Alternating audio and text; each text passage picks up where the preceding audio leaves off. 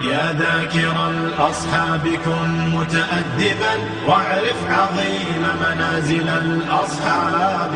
هم صفوة رفعوا بصحبة أحمد وبذاك قد خصوا من الوهاب. يا ذاكر الأصحاب كن متأدبا واعرف عظيم منازل الأصحاب. هم صفوة رفعوا بصحبة أحمد وبذاك قد خصوا من الوهاب. هم ناصروا المختار في تبليغه فجزاهم الرحمن خير ثواب.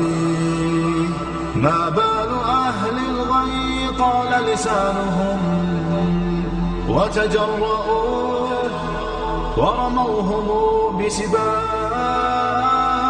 سبوا خيار الخلق من لهم العلا ولهم مقام في ذرى الأحساب. من قبل صرح أعوج عن حقده في سب شيخ متق أواب. يا ثاني الاثنين في الغار الذي شهدت له آيات خير كتاب.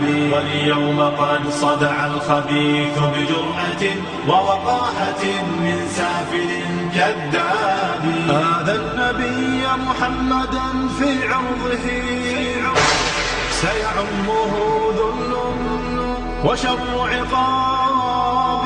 هذا النقية بنت خل المصطفى فليخشى أن فسعيه كسراب. هاتيك أم المؤمنين فضلها يروى لنا